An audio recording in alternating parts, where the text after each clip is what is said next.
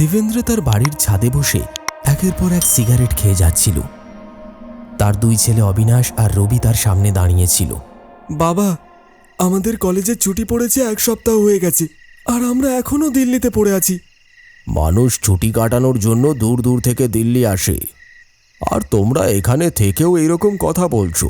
Daddy, আমাদের গ্রাম প্রীতমগড়ের হাভেলিতে আমরা যেতে চাইছি। আর একটাও কথা বলবে না, সেখানে যাওয়ার অনুমতি আমি তোমাদের কখনোই দেব না। আরে কি এত ভাবছিস তুই? রবি অবিনাশের কাঁধ ধরে ঝাঁকালো। তখনই সে ফ্ল্যাশব্যাক থেকে বাইরে বেরিয়ে এলো। সে গাড়িতে বসেছিল আর রবি ড্রাইভ করছিল। আমি এটাই ভাবছিলাম যে ড্যাডি প্রীতমগড়ের নাম শুনলে এত সিরিয়াস কেন হয়ে যায়। আরে ইয়ার, এই ব্যাপারে চিন্তা করা বন্ধ কর। আমরা সেখানে যাচ্ছি আর ড্যাডি এই ব্যাপারে কিচ্ছু জানতে পারবে না। এই দুই ভাই তার বাবার কাছে নিজের বন্ধুদের সাথে ক্যাম্পিংয়ে যাওয়ার মিথ্যে কথা বলে বাড়ি থেকে বেরিয়ে গিয়েছিল, কিন্তু তারা গাড়ি নিয়ে প্রীতমগড়ের সেই হাভেলির দিকেই এগিয়ে যাচ্ছিল, যেখানে একটা পুরনো রহস্য লুকিয়ে আছে। তারা দুজন অনেক প্ল্যান করে দিবেন্দ্রের ঘর থেকে ওই হাভেলির চাবি চুরি করে, যেই চাবিটা দিবেন্দ্র অনেক বছর ধরে সামনে রেখেছিল। সন্ধ্যা হওয়ার আগেই দুজনাই প্রীতমগড়ে পৌঁছে যায়। মেইন গেটে কোনো তালা ছিল না, তাই তারা গাড়িটা ভেতরে নিয়ে নিল। গাড়ির দরজা খুলে যেই না অবিনাশ নিজের পা মাটিতে রাখল, তখনই হঠাৎ খুব জোরে হাওয়া বইতে শুরু করলো। আবহাওয়া বদলে যেতে লাগলো। হাভেলিটা বেশ বিলাসবহুল মনে হচ্ছিল। ও মাই গড, কত বিলাসবহুল হাভেলি রে! আর ড্যাডি এটাকে ছেড়ে সেই দিল্লিতে বসে আছে। চল ভেতরে যাই, আশা করছি ভেতরটা আমাদের পরিষ্কার করতে হবে না। হাভেলির তালা খুলে ওরা দুজনেই ভেতরে প্রবেশ করল। ভেতর থেকেও হাভেলিটা খুবই সুন্দর ছিল।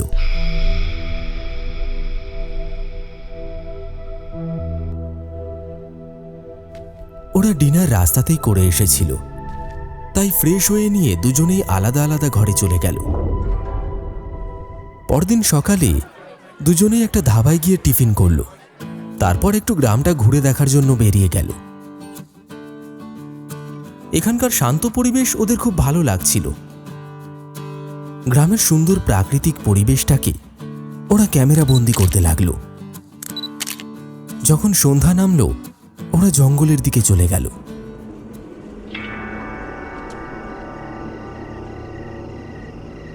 তারপর ওরা একটা পুকুরের সামনে এসে হাজির হলো। ওয়াও, কি সুন্দর জায়গাটা ইয়ার! যদি আমরা দিনে আসতাম তবে কিছুক্ষণ থাকতে পারতাম। তো কি হয়েছে, এখন আর কটাই বাজে তাই?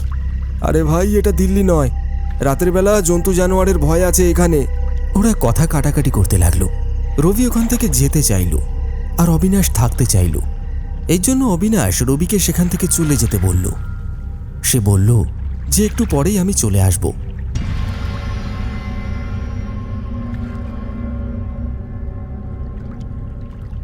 রবি চলে যাওয়ার পর অবিনাশ সেই পুকুর পাড়ে গিয়ে বসল।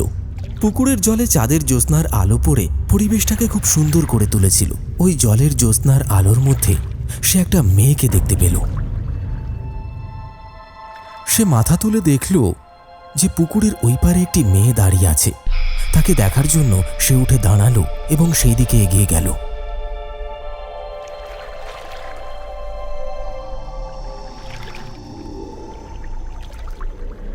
সে কাছে গিয়ে মেয়েটাকে খুব ভালো করে দেখল। তার গোলাপি ঠোঁট, খোলা লম্বা মাথার চুল, নীল চোখ আর লাল শাড়ির আবরণে ঢেকে থাকা তার উজ্জ্বল রূপ। আপনি কে? আর এত রাত করে এই পুকুরের পাড়ে কি করছেন? যেমন আপনি শহরের ঝঞ্ঝাট থেকে বাঁচার জন্য এখানে ছুটে চলে এসেছেন, আমিও একটু একান্তে সময় কাটানোর জন্য এখানে চলে এলাম।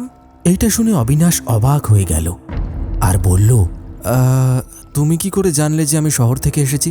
আমি তোমার ব্যাপারে যা জানি হয়তো তুমিও সেটা জানো না। কিন্তু কিভাবে? আমি তো এখানে প্রথমবার এসেছি। আর তুমি কি জানো আমার ব্যাপারে? ধৈর্য ধরো, এখনই তোমাকে সবকিছু বলে দিলে তুমি কিছুই বিশ্বাস করবে না। আজ 10টার পর যখন তুমি 20 বছরে পা দেবে, তখন তুমি ঠিক ধীরে ধীরে সত্যিটা জেনেই যাবে। এটা শোনার পর অবিনাশের আর চিন্তার সীমা রইল না। এই মেয়েটি তার ব্যাপারে এত কিছু জানলো কিভাবে? তুমি কে? আর আমার ব্যাপারে আর কি কি জানো? আমার নাম কামিনী। আমার সাথে তোমার সম্পর্ক ধীরে ধীরে তুমি সব কিছু জানতে পেরে যাবে। হয়তো আবার আমরা মিলবো। আবার মিলবো? কোথায়? তোমার যখন ইচ্ছা এখানে এসে আমায় ডেকো। এটা বলে সে তার গলা থেকে লকেটটা খুলে দিল। তারপর অবিনাশের দিকে এগিয়ে দিল। এটা একটা যোগাযোগ মাধ্যম। সন্ধে হওয়ার পর যখনই তুমি এখানে এসে এই পাথরটা হাতের মুঠোয় নেবে, তারপর চোখ বন্ধ করে আমায় ভাববে, তখনই আমি তোমার সামনে চলে আসব। হ্যাঁ, এটা কিভাবে হতে পারে? পরীক্ষা করে দেখে নিও, মন থেকে ডেকো, নিশ্চয়ই আসবো। কামিনী সেই লকেটটাকে হাতের মুঠোয় নিয়ে কিছু মন্ত্র পড়তে লাগলো। তারপর সেই লকেটটা সে অবিনাশের গলায় পরিয়ে দিল।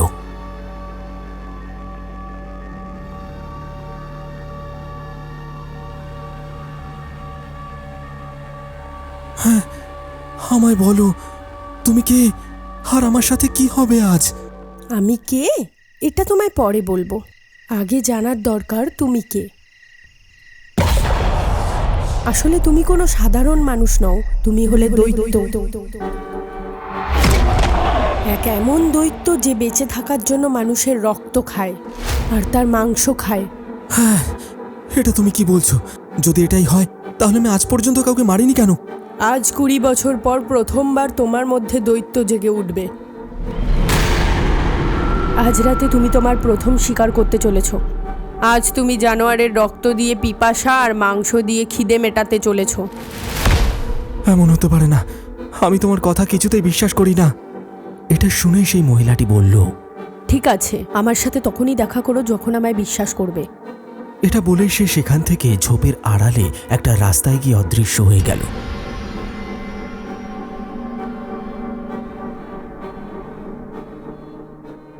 অবিনাশ সেদিকে এগিয়ে গিয়ে দেখল, কিন্তু তাকে খুঁজে পেল না। সে হাভেলিতে ফিরে এলো আবার, আর সে চিন্তা করতে লাগলো, কামিনী কে, কেন এসেছে, সে কেন বলল যে অবিনাশ দৈত্য। এসব কথাই ভাবতে ভাবতে তার চোখে ঘুম জড়িয়ে এলো। রাত 3টের সময় সে হঠাৎ করে জেগে উঠল। তার প্রচণ্ড গরম লাগছিল আর একটা অস্বস্তি বোধ হতে লাগলো। হে, আমার কি হচ্ছে?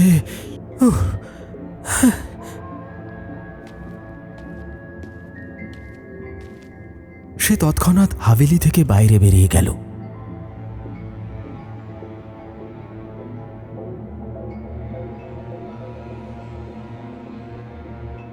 তার চোখের রং পরিবর্তন হতে লাগলো আর হাতের নখ তীক্ষ্ণ হয়ে উঠল। তখনই একটা চিৎকার করতে থাকা নেকড়ের আওয়াজ তার কানে এলো, আর সে সেদিকেই এগিয়ে গেল।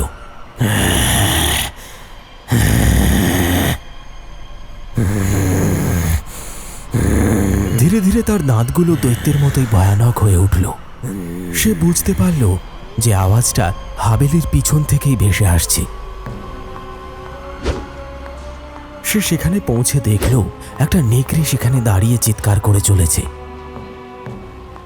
অবিনাশ দ্রুত গতিতে সেদিকে এগিয়ে গেল আর একটা সিংহের মতো তার উপর ঝাঁপিয়ে পড়ল, আর তার ঘাড়ের উপর একটা কামড় বসালো। নেকড়েটা খুব জোরে চিৎকার করে একেবারে স্তব্ধ হয়ে গেল। অবিনাশ তার রক্ত খাওয়ার পর তার হৃৎপিণ্ডটা বের করল, তারপর চাবাতে লাগলো। শুনশান নিস্তব্ধ জঙ্গলের মধ্যে তার মাংস চাবানোর আওয়াজটাই শোনা যেতে লাগলো। এরপর অবিনাশ আকাশের দিকে তাকিয়ে জোরে গর্জন করে উঠল।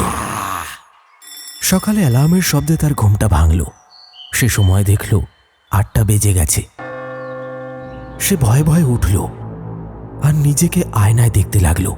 তার চোখ, হাতের নখ, দাঁত সব স্বাভাবিক। থ্যাঙ্ক গড, ওটা স্বপ্ন ছিল। সে চিন্তামুক্ত হলো। তারপর ঘর থেকে বাইরে বেরিয়ে এলো। ব্রেকফাস্ট টেবিলে রবি আর সে বসেছিল। রবি বলল, ইয়ার, আজ সকাল থেকেই কেন জানি না একটা পচা গন্ধ আসছে। তুই কি পাচ্ছিস না? হ্যাঁ, আসছে তো। আমি পুরো হাভেলিতে দেখেছি, কিন্তু কিছু নেই, হয়তো বাইরে থেকে আসছে। এটা শুনে অবিনাশ একটা কথা ভাবল, আর সে তৎক্ষণাৎ উঠে গিয়ে জানালাটা খুলে দিল। এখান থেকে হাভেলির পেছনটা দেখা যায়। সে দেখল ওই নেকড়েটা ছিন্ন ভিন্ন অবস্থায় মাটিতে পড়ে আছে। হৃৎপিণ্ডটা তার বুক চিরে বের করে নেওয়া হয়েছে। সে বুঝতে পারল না যে সে রাতে কি সত্যিই ওই নেকড়েটাকে শিকার বানিয়েছিল, নাকি সেটা কোনো স্বপ্ন ছিল। সারাদিন সে কেবল এটাই চিন্তা করে গেল। তারপর রাত হতেই সে পুকুর পাড়ে গিয়ে পৌঁছল। সে লকেটটা হাতের মুঠোয় নিল। তারপর কামিনীর কথা ভাবতে লাগলো। কামিনী, তুমি কোথায়? এসো কামিনী। একটু পরেই সে অনুভব করল কেউ যেন তার পিছন থেকে তার কোমরে হাত রেখেছে। কেন আমায় ডাকলে? তুমি তো আমায় বিশ্বাসই করো না। আমি তো কিছুই বুঝতে পারছি না। আমার মনে হলো ওটা একটা স্বপ্ন ছিল, কিন্তু যেমনটা আমি স্বপ্নে দেখেছিলাম ওই নেকড়েটা ওই অবস্থাতেই ওখানে মরে পড়েছিল। তুমি ঘুমানোর পরে দৈত্য হয়ে জেগে ওঠো, তারপর তোমার ভেতরের দৈত্য শিকার করে, তারপর আগের অবস্থায় ফিরে তুমি ঘুমিয়ে পড়ো। তোমার মনে হয় যে তুমি একটা স্বপ্ন দেখেছ, কিন্তু ওটা স্বপ্ন নয়। তাহলে এখন কি হবে? এমন কেন হচ্ছে আমার সাথে? পরবর্তী শিকার তুমি তোমার ভাই রবিকে করতে চলেছ। এটা শুনে অবিনাশের বুকটা কেঁপে উঠল। না! কামিনী আসলেই কে? অবিনাশ কি সত্যি কোনো দৈত্য, নাকি এটা কামিনীর কোনো ষড়যন্ত্র? আসলেই কি অবিনাশ রবির শিকার করতে চলেছে? এই সব প্রশ্নের উত্তর রয়েছে আগামী পর্বে, অর্থাৎ এই গল্পের অন্তিম পর্বে।